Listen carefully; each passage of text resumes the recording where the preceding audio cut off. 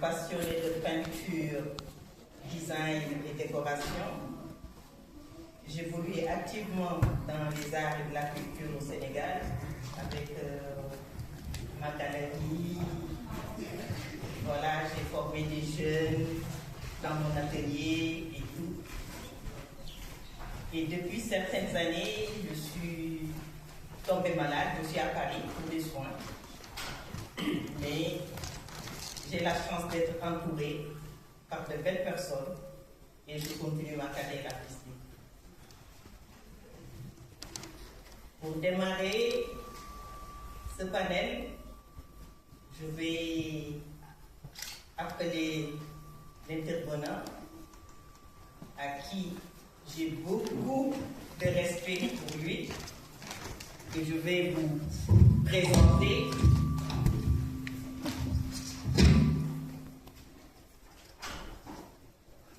parce que ce panel sur art et culture, c'est un panel qui est très important pour moi.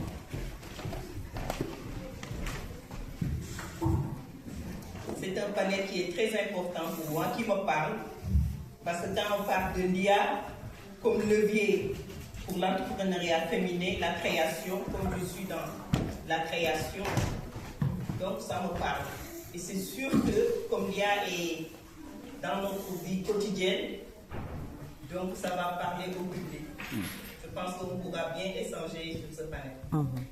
Pour démarrer, je vais appeler l'intervenant. Je suis honorée déjà d'accueillir une figure magnifique et charismatique. Il a une voix qui éclaire, des parcours qui inspirent et des sons qui rassemblent. Cela, c'est pas Patrick Sissoko.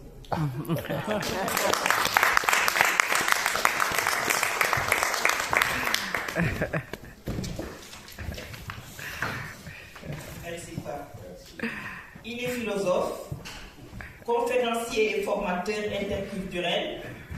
Il œuvre à bâtir des ponts entre les cultures et à promouvoir des valeurs humaines universelles. Il est spécialiste de la parentalité. Il accompagne avec sagesse famille et éducateurs vers des relations plus conscientes et harmonieuses.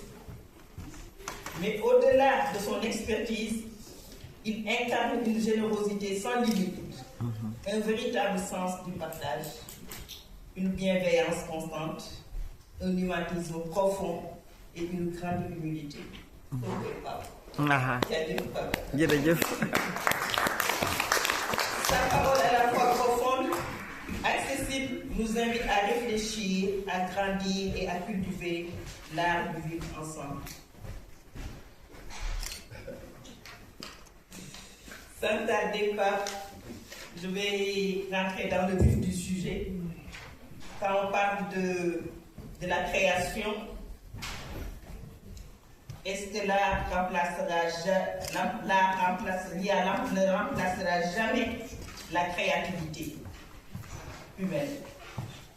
Mais elle peut être alliée et préserver les savoir-faire traditionnels. Moi, ça, je le dis en tant qu'artiste. Ça fait plus de 30 ans que je suis dans le métier. Les savoir-faire traditionnels sont là. L'IA est là. C'est un outil puissant. C'est un outil puissant qui peut être notre allié, nous, en tant qu'artistes. Le problème qui se pose, que je vais en discuter avec Pape et avec ce beau public, c'est l'authenticité, c'est l'éthique et l'authenticité. En tant que philosophe, Pape, je vais vous poser cette question-là. Quand on parle d'éthique et d'identité dans la création artistique. Merci Kiné, merci beaucoup. Je suis très touché à chaque fois que Anna et René m'invitent. C'est comme si je suis un très très très grand. Alors que nous avons des grands comme le moyen Ndiguen qui est là, que je salue toujours, qui nous a inspirés. Et moi j'aime beaucoup respecter la tradition et ces anciens qui nous insufflent. Le sujet sujet qui nous réunit est extrêmement important. Et on dira une chose, science sans conscience n'est que ruine de l'âme. L'IA n'est pas un ennemi, et ça a été dit ici, l'IA peut être un bon compagnon, pour autant, il faut maîtriser l'IA. L'IA n'est pas un ennemi. La science, la technologie ne sont pas des ennemis. Si tu es ignorant, tu vas balbutier, tu vas bricoler comme le dit Descartes. D'où l'importance d'aller à l'école de l'IA pour comprendre, et le jeune homme l'a bien dit, le jeune homme l'a très bien dit, la maîtrise, vous l'avez très bien dit aussi avec la maintenance prédictive, l'utilisation des mathématiques, etc., peut nous amener effectivement à améliorer les choses. Dans la création artistique, la difficulté qu'a le philosophe avec l'IA, c'est le problème de l'authenticité. On l'a vu au début, ce n'est pas le début de l'IA, parce que l'IA, avec notre Rose Kunstler, on sait que l'IA existe depuis fort longtemps. Mais ces derniers temps, figurez-vous qu'il y a eu, par exemple, des livres qui ont été des best-sellers, parce que tout simplement écrits par l'IA. Des best-sellers. Il a fallu 1-2 ans pour que les gens se comprennent que ce n'est pas la main de l'homme, que c'est de l'intelligence artificielle. L'artiste africain, l'artiste du monde, qui naît dans son travail, qui naît est intelligente, qui naît a du talent. Donc, à l'origine, qui est l'auteur? C'est la question du droit d'auteur quand on utilise l'IA dans son travail. Mais moi, je connais les travaux de Kiné. Je sais reconnaître sa patte. Mais quelquefois, vous ne reconnaissez plus la patte de l'artiste. L'IA a pris la place de l'artiste. Et là, il y a un gap, il y a un problème. Qu'on utilise l'IA pour améliorer, par exemple, des coloris ou des formes, etc., pourquoi pas? On l'a vu avec Photoshop. On l'a vu avec Photoshop pour améliorer les choses, etc. Mais, comment dire encore, cette amélioration-là ne rate pas l'authentique, à moins qu'il soit de trop. Quand il est de trop, on va dire, oh là là, non, c'est pas bon ça. On le voit tout de suite. Ce qui est important, c'est utiliser la chose avec intelligence. L'IA et la culture est très importante. On a fait une grande conférence à la Sorbonne où on disait que l'Afrique ne ratera pas la 4e révolution. C'est laquelle? L'IA. Avec effectivement, la collecte des données. Nous avons plus de 2000 langues. Nous avons un patrimoine culturel et artistique extrêmement riche. Donc l'Afrique, surtout les jeunes, ne doivent pas rater ce coche de la collecte des données. Si vous êtes toujours paresseux, si vous n'avez pas conscience de votre capacité à produire, arrêtez de nous embêter. Vous êtes puissants, les jeunes. Chaque fois, j'accompagne des jeunes. Il y a des jeunes sciences politiciens qui me suivent, etc. Marie, pourquoi? Pourtant, je ne suis rien. Mais nous donnons les bons conseils pour qu'ils soient de bons acteurs. Parce que vous avez la capacité. Il n'y a plus maintenant de mur. Ce qui se passe à Paris, en 1 seconde, se passe à Yaoundé. Et l'information est démocratisée. L'IA permet la démocratisation de l'information. L'IA permet la démocratisation de l'information. Alors, il faut toujours être, conséquent et savoir maîtriser ce qu'on dit. Voilà, comme je vous ai dit, science en conscience n'est que ruine de l'âme. Il ne faut pas bricoler. Descartes, quand le bâtiment est tombé, les gens ont voulu colmater, comme on voit en Afrique, etc. Ou bien en ce moment au Liban. Mais au Liban, qu'est-ce qu'ils font? Ils ont les moyens, il y a la France qui aide, etc. Ils vont raser l'immeuble. Mais en Afrique, qu'est-ce qu'on va faire? On va bricoler. Quand tu bricoles, la fondation n'est pas bonne, elle s'écoule encore. D'où la nécessité d'avoir une fondation béton pour avancer. L'IA est d'une importance capitale, faut-il le connaître. L'IA ne fait pas tout, il y a, on en parlera tout à l'heure, la question de l'éthique. Et l'authenticité. Comme tout à l'heure, vous avez dit que pour les œuvres, pour les couleurs, donc comme l'IA est un peu partout, où est la palette de l'IA? Ça aussi, parce que l'IA peut prendre, par exemple, sur mes œuvres, l'IA peut prendre sur des œuvres de d'autres artistes pour venir créer son œuvre.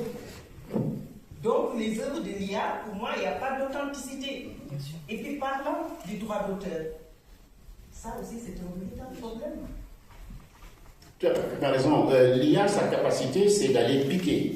Hein? L'IA, c'est d'aller piquer, en fait, des informations et de les joindre. Et c'est là où, effectivement, le bas blesse. Et nous avons un ami ici qui travaille, un avocat. Je suis bien content de voir Pierre Stanley, je te salue, qui connaît très bien le sujet des droits, hein, des droits de propriété, etc. Et ça, effectivement, le droit ne s'était pas occupé de ça, mais maintenant, il y a des formations juridiques sur le numérique et l'intelligence générative, etc. Avant, ce n'était pas tellement à la mode.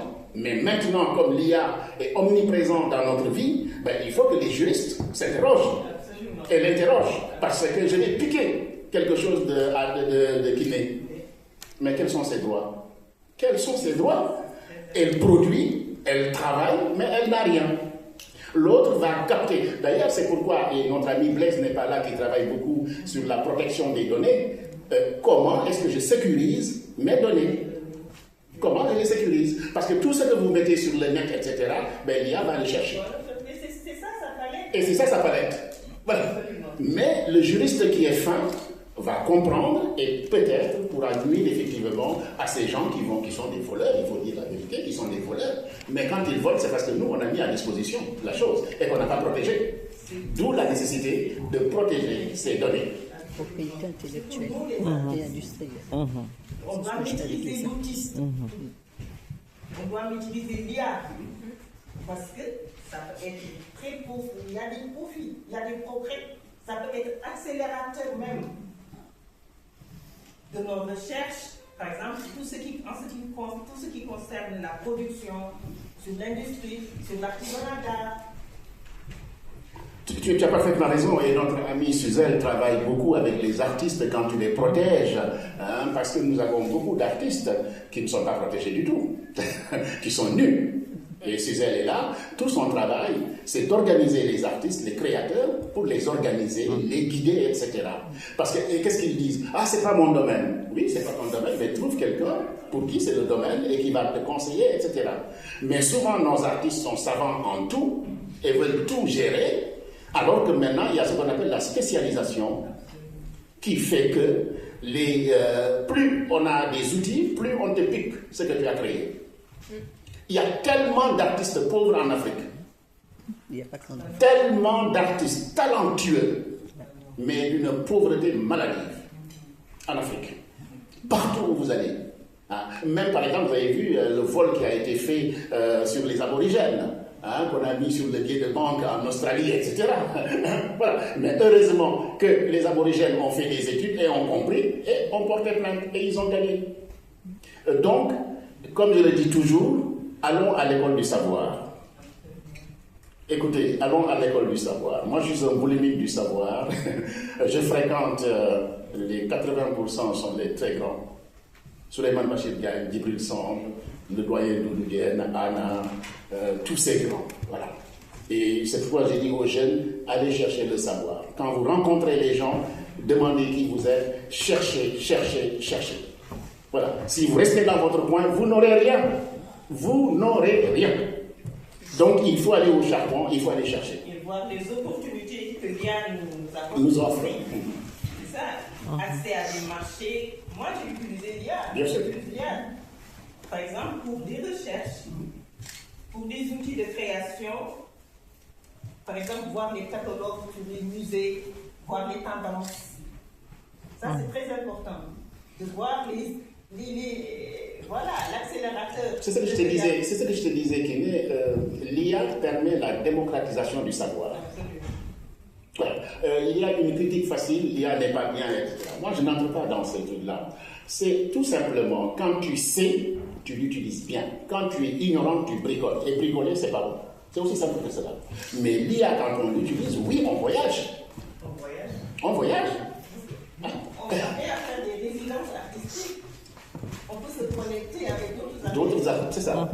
Voilà. Ça, c'est très important. Ça, je pense qu'on va demander, on va faire participer notre public aussi. Et voilà. Parce que c'est un sujet qui nous concerne tous. Est-ce qu'il y a des interventions On dirait que vous êtes bien engagé sur l'IA. Effectivement. Et la question concernant les droits d'auteur, il y a de cela quelques semaines, je me penchais à ce sujet, notamment pour les personnages fictifs. Et là, le problème, c'était alors quel serait, on va dire, l'avenir du mannequinat. Oui, c'est une question qui se pose, qui est d'actualité, et il y a un incident qui est survenu sur les réseaux sociaux, il y a cela 2 semaines, je crois. Une personne un personnage public qui a été, on va dire, modifié en personnage genre bande dessinée, et qui a été, ça a été modifié comme une campagne publicitaire pour un opérateur téléphonique de mon pays. Et la personne, quand le personnage public a regardé la photo, elle dit mais cette image c'est moi. Le problème, on ne sait pas, ce n'est pas sa photo d'origine qui a été prise en fait, mais celui qui a produit l'image, il a interrogé l'IA qui a fait ce rendu là, qui malheureusement ça ressemble trait pour trait à un personnage public. Et lors de mes recherches, ce que j'ai pu voir, c'est que déjà en France, oui, je finis rapidement. Ce que j'ai pu constater, c'est que, en fait, on demandait en fait de ne pas utiliser des personnages fictifs, d'utiliser toujours les produits générés à partir des photos de shooting sur les mannequins. C'est ce qui est recommandé, qui peuvent après retoucher, c'est-à-dire le décor par IA. C'est ce que je voulais ajouter comme compliment. Merci. Merci beaucoup. Y a-t-il d'autres personnes?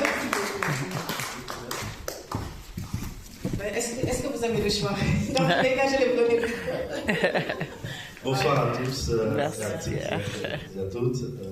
Merci Pape pour ce bel exposé, même si je ne suis arrivé que sur la fin. Pour répondre à votre interrogation concernant l'utilisation de l'image d'un personnage, d'une personnalité, ce qu'il faut savoir, c'est que même si, comme Pape l'a bien rappelé, le droit n'a pas encore statué sur toute une série de questions, sauf au niveau européen, sur les données sensibles qui sont liées à des domaines très sensibles, comme par exemple la santé, ou qui peuvent porter atteinte à certains pans de la dignité humaine. Le droit n'a pas encore statué sur la question de l'IA. Mais cela ne veut pas dire qu'il n'y a pas un cadre juridique, parce que s'il n'y a pas un texte spécifique, vous pouvez quand même recourir aux principes généraux qui régissent le droit. Par exemple, dans le cas spécifique de cette personnalité dont l'image plus ou moins modifiée a été utilisée, on peut imaginer une action sur le terrain de la responsabilité civile délictuelle, qui dit que tout fait quelconque de l'homme qui cause un dommage à autrui oblige celui par la faute duquel il est arrivé à le réparer. C'est-à-dire, si on arrive à montrer qu'il y a une faute, c'est-à-dire un comportement qui sort du cadre normal d'une personne normale, ensuite un préjudice, par exemple cette personne, si elle a subi des attaques ou des dommages financiers du fait de cette image qui a été publiée dans un cadre particulier, en tout cas défavorable à son image, peut agir sur ce terrain-là. Après, il y a aussi le droit à l'image, le droit à l'honneur. Donc, on peut, en bifurquant un peu, avoir une action en justice quand même pour protéger ses droits. Et peut-être même mener ce qu'on appelle une action référée, c'est-à-dire une action conservatoire auprès du juge, pour dire qu'il faut faire interdire cette image-là pour pouvoir préserver les droits. Ce qu'il faut savoir aussi, toujours maintenant sur le terrain de l'IA générative, c'est-à-dire la création des œuvres artistiques, il n'y a pas de texte.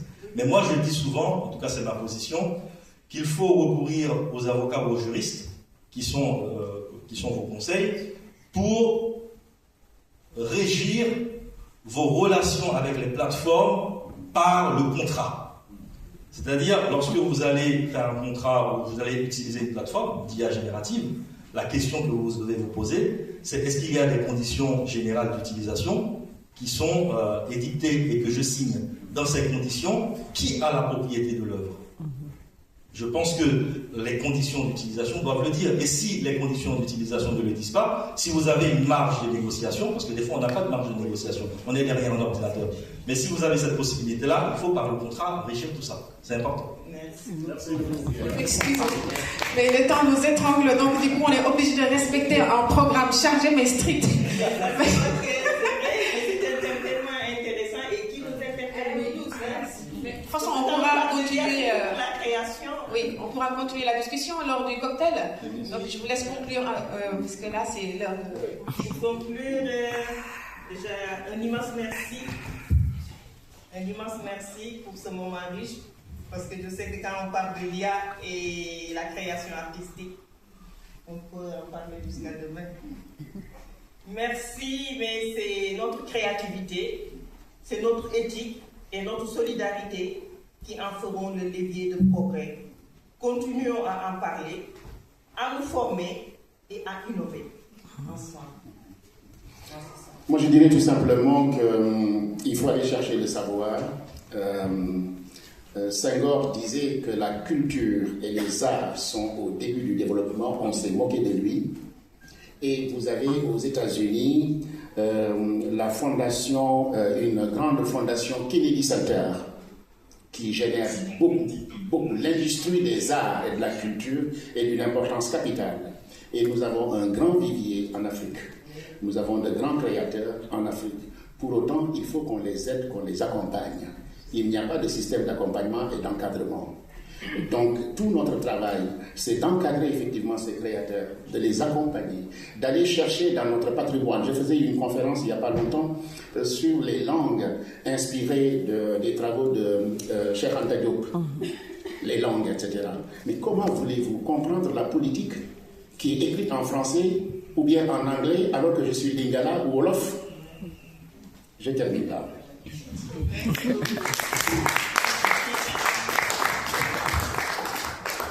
Je prends de l'eau avant de descendre.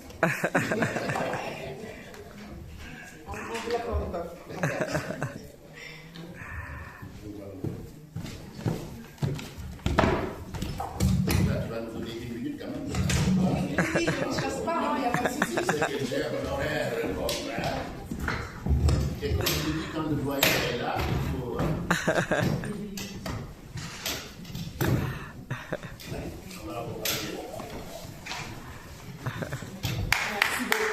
Merci beaucoup, merci. Alors nous allons enchaîner le programme avec cette fois-ci aussi un défilé de mode.